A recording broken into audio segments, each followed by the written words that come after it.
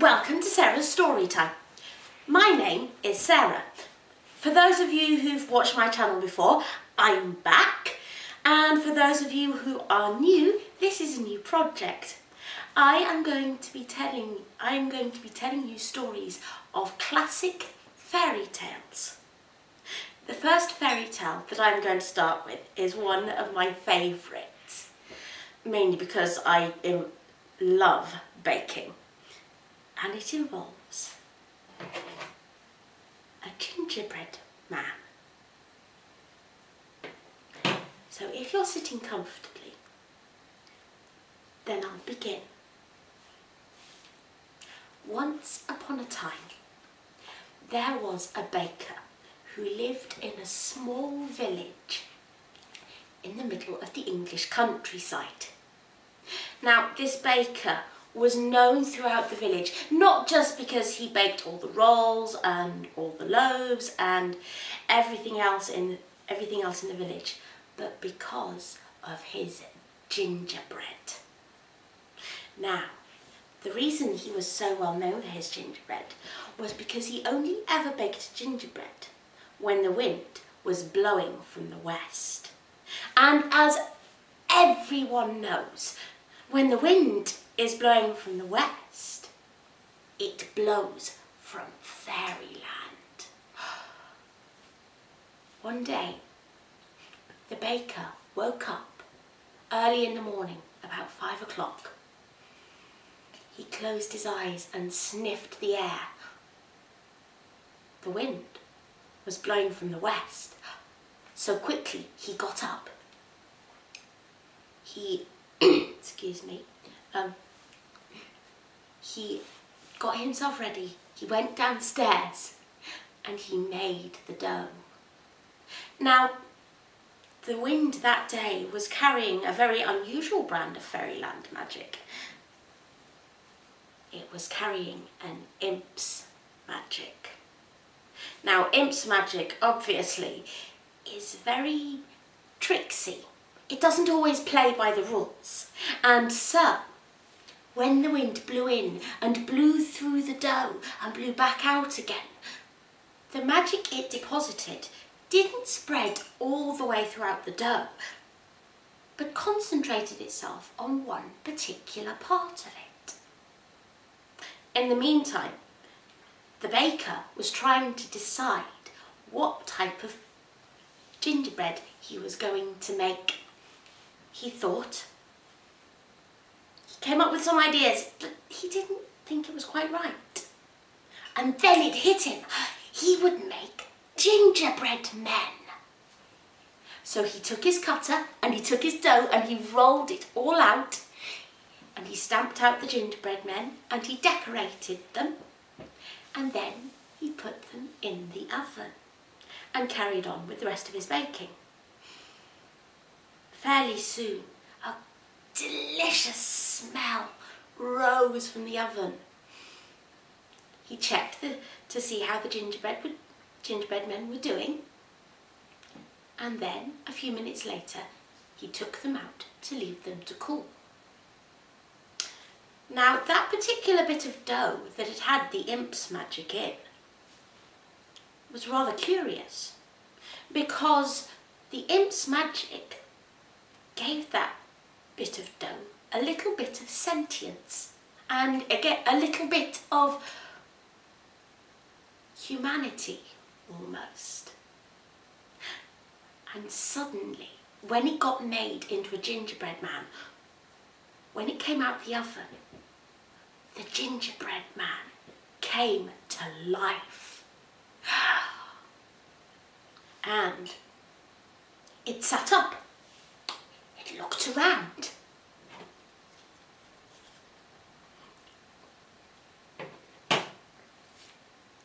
It wondered where it was. He looked, and it looked like he was in a bakery. He heard banging on the door. He looked, and he saw people. Lots and lots of people. Now the smell of the gingerbread had wafted throughout the village, and so the people had come running. The gingerbread man knew through the imp's magic, of course. The gingerbread was very tasty. He realised that he was made of gingerbread, and he didn't want to be eaten, because he knew that gingerbread got eaten. And so he very quickly and very quietly got down from the table, ran underneath it, and it headed out to the open window. The baker was busy doing baking loaves of bread and things like that.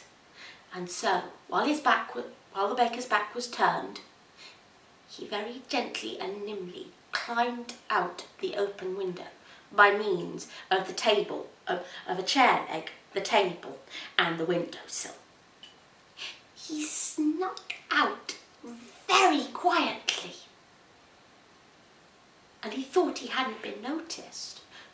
But one lady, a farmer's wife, had been peeking round the back just as the gingerbread man ran off.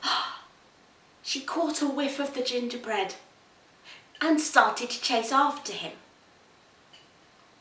The gingerbread man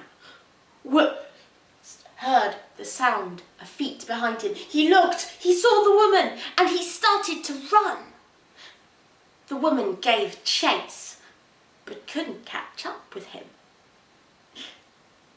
The gingerbread man started to gain a little bit of an impish grin on his face. He turned round very cheekily and said, "Run, run as fast as you can. You can't catch me and the gingerbread man." And ran on. Now the wife passed the farm where her husband lived. She called him, "Come and help me, please. Help me catch this gingerbread." The farmer took one whiff of the gingerbread and started running after him as well. But they couldn't keep up. The gingerbread man turned round and chanted his taunt again. "Run, run as fast as you can. You can't catch me, I'm the gingerbread man." And carried on running. Very soon he went past the cow's field. Now the cow caught a whiff of caught the smell of the gingerbread as it floated on the air. He gave a great moo and ran after the farmer and his wife. And so the farmer, the wife and the cow all chased after the gingerbread, but they still couldn't catch him. The gingerbread man was in fits of hysterics by now and just kept running right past the pig's sty. Now the pig he passed right by it, this close, and so the pig caught the smell and bolted out of the gate with a and started chasing after the gingerbread man. Then, on the way past, a chicken wondered what they were all doing and started following after him. And so the chicken, the pig, the cow, and the farmer and his wife all chased after the gingerbread man. And there was such a clucking and an oinking and a mooing and a shouting that people started to notice. And so a large crowd gathered. The gingerbread man kept on running, still feeling very cheeky and shouting after them, "Run, run as fast as you can. You can't catch me, I'm the gingerbread man." But then, disaster struck. He reached the river at the edge of the village. Now, the river was deep and the river was wide, and the gingerbread man gently put his foot in the water, but then pulled back because it was so cold and it was damp. And he didn't know what to do. Now, by the river bank was a fox's den, and there was a fox inside. The fox had caught a whiff of the heavenly gingerbread, the magical gingerbread. But the fox was wily and the fox was cunning, And so the fox padded out really quietly, saw the gingerbread man and said to him, "My dear fellow, would you like to get across the river?" "Oh, please, please," said the gingerbread man, not really thinking as to the nature of the fox. "Well then, hop on my tail.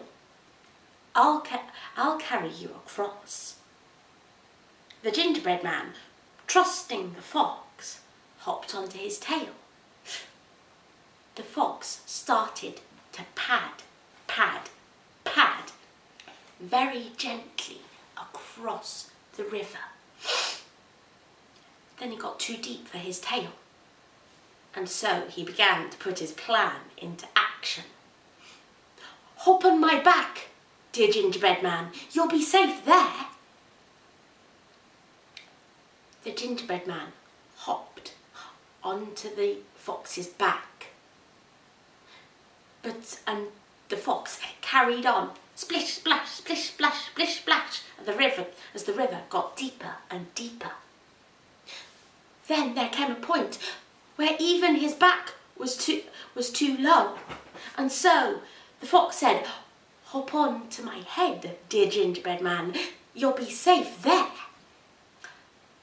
So the gingerbread man hopped onto the fox's head, and splish, splash, splish, splash, splish, splash, splish, splash went the fox, very, very quickly.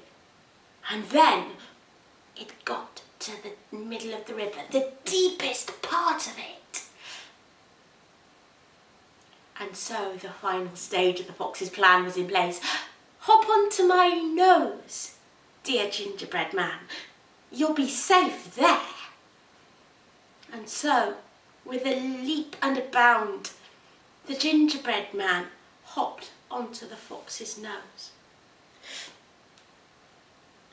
The fox tossed his head up, made the gingerbread man spin in the air, opened his mouth wide, and swallowed him whole.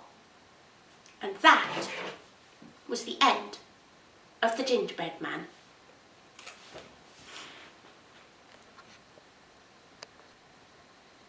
The end. Thank you very much for watching this first episode. I do hope you are not too traumatised by it. There are a couple of things that there are a couple of people I would like to thank, and there's a few things that I would like to say. Number one, please comment, rate and subscribe. If there are any particular stories, preferably before 1945, that you would like to hear, then please feel free to post them in the comments. If there are any stories that you'd like to hear anyway, I can see if I can get copyright permission to use them, but I'm going to have to send emails out, so you may have to wait a little while for them. As I said, please feel free to comment. Constructive criticism is so welcome, but no flaming or trolling. If you do any of that, you will be blocked and deleted from my channel. Couple of thank yous. Number one, thank you to my brother Stephen for lending us the memory card and the tripod, and thank you to my gorgeous friend and camera woman Emma Allen, who happens to be sitting behind the camera right now, and for also lending me this, because this is her house and it's awesome and I love it completely and utterly. If you want to message me, I will include Facebook description and Facebook and Twitter and anything like that in the description below. And I will see you next week. Now, next time,